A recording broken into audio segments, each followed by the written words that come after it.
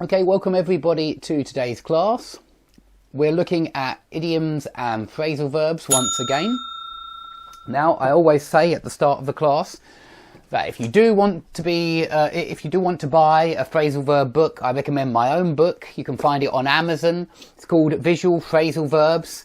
This is a colour version, which is the more expensive version. It's £35, and you can see the colour version here. Somebody asked me to flick through it recently. Well, you can see there are plenty of exercises, there are plenty of images, and there are plenty of tables to help you with your phrasal verbs. So that's the colour version, but I do have a black and white version which is £20. So I wanted to have a cheaper version because I agree that £35 is quite a lot of money. £20 for the black and white version if you're happy with black and white. Or you can get the colour version in an ebook, and that is from my website, which is not up on the board today. So I'll quickly write it: Skype-lessons.com.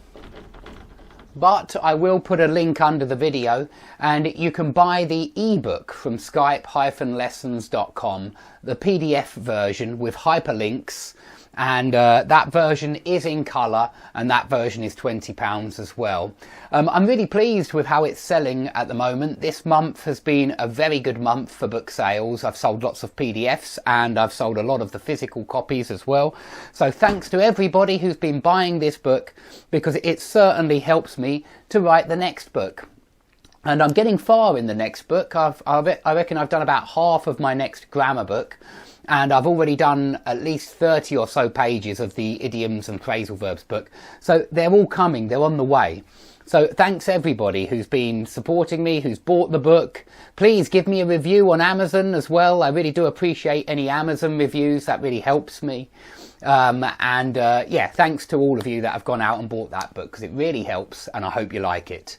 Okay, so this is from another book called Advanced Phrasal Verbs and Idioms, or Advanced Idioms and Phrasal Verbs. I can't remember which way round it is. It's a white book. I think Stuart Redman is one of the authors, and you can buy that on Amazon as well, and I recommend it. It's a good book, but I think my book's better, of course.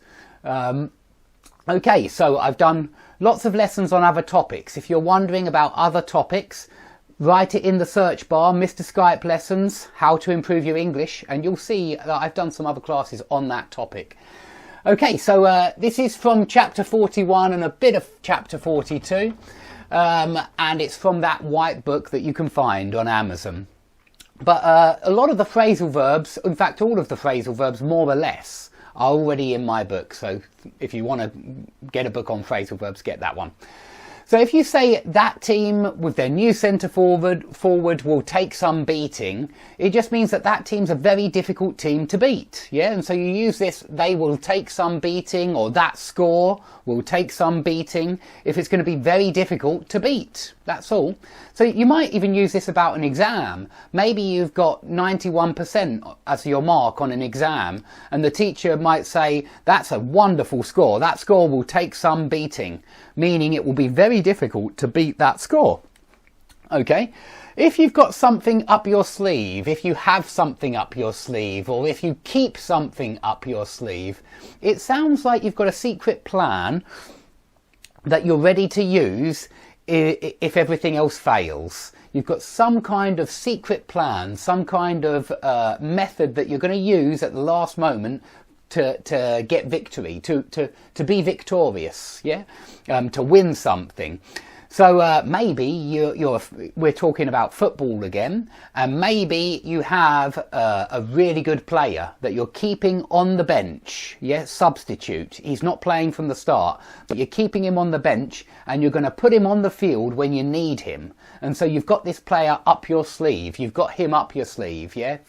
You could use it like that, but it could be anything, any secret plan that you have for the future. You have that thing up your sleeve, and this is like magicians have. They have something up their sleeve, yeah, usually whatever they've used, whatever they've made disappear, it's up their sleeve. But we use it for secret plans that you're going to bring out at the last moment. Now, if something hots up, it usually means that it gets more exciting. If you talk about a match, a tennis match, let's say, not a football match, but maybe there's a game of tennis going on, and you might say it's hotting up, That just means that it's getting more and more and more exciting. So I want you to compare this with jazz something up, which means to make something more exciting, or sex something up, which means to make it more exciting. They're slightly different because these two mean to make something more exciting, and this means to become more exciting. So the match is hotting up, the competition is hotting up. It just means it's getting more exciting. But it's related to these other phrasal verbs, and yet they are all in this book. Or not hot up, actually, I missed that one. That will have to come out in the second book, but these three are certainly in there. And do something up means to decorate. And so this up very often means to make something more exciting, or to decorate something, or to an increase in activity. This can even mean just an increase in activity. Okay, if something tips the balance in your favour, it gives you an advantage and it makes it look like you're going to win. Yeah, so again, a lot of these are sporting expressions, or work very well if you're describing sport. So maybe you get the advantage of the wind behind you. Maybe there's a strong wind and that helps your team to attack. And maybe you might say the advantage of having the wind behind us tipped the balance in our favour. Yeah, something like that. Or maybe there's a hill and you're playing downhill, and you might say that tipped the balance in your favour. Yeah, so this just means it gave you an advantage. It tipped the balance in your favour or in his favour, that kind of thing. Okay, if one team comes out on top, that means that they win, that they beat the other team. They come out on top. Yeah, but it doesn't have to be when two teams are playing each other. It could even be a horse race. We have a very big horse race in England called the Grand National. And in the end, one horse and jockey comes out on top. Yeah, it beats all the other horses. It wins the race. So if you come out on top, you win. You come out in first place. That is to come out on top, to get first place in some kind of way. You could even use it for students. If one student gets the top mark, 91%, he comes out on top.